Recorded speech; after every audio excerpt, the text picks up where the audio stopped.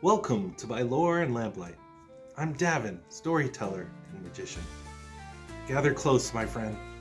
This story is wrapped in antlers, riddles, and an unexpected kiss. This is a story of old, older than stone castles and starlit crowns.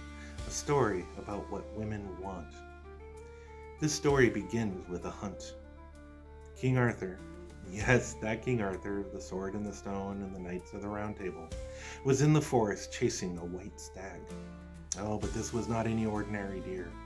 This creature seemed to be more spirit than flesh, and would lead even the most experienced hunters down paths they did not know. And so it was soon Arthur found himself in shadowed lands he did not recognize. He eventually caught up to that stag, and he felled it with a single arrow. And as he did so, the forest grew deathly quiet. From behind an ancient tree stepped a knight, clad in black armor, his sword raised high above his head, with a face like thunder and a voice that rumbled like the sea. He spoke, "You have killed my stag and on my land, the penalty for which is death." King Arthur held up his hand and said, "Stay your blow, O knight. I beseech you, I knew not on whose land I rode." Recognizing the king, the knight leaned in and he said, "Sire, I will spare your life on one condition. You must return in a year and a day with the answer to a single question."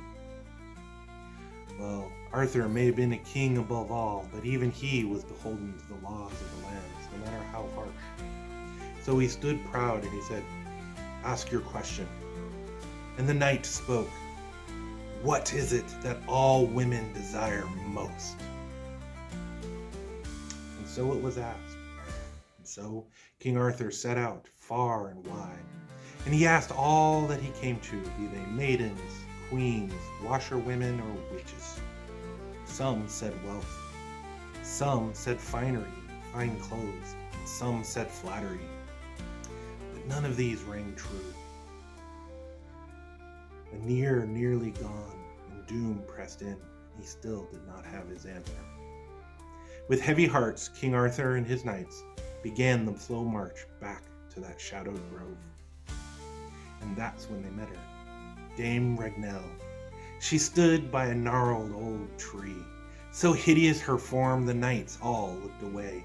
Her hair was matted and tangled, full of leaves and sticks.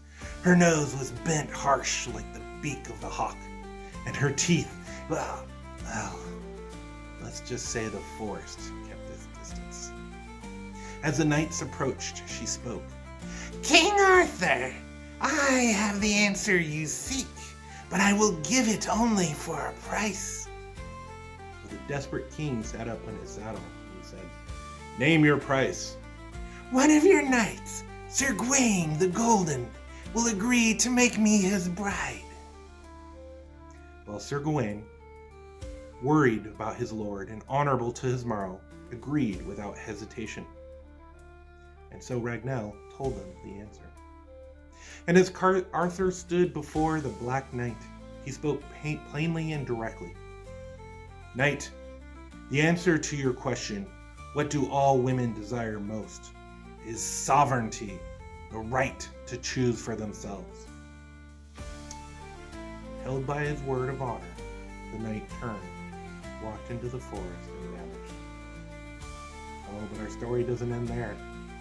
You see, the wedding day came, and all eyes wept for Sir Gawain, for his bride was truly hideous by all standards of the world. Yet he always treated her with kindness and respect.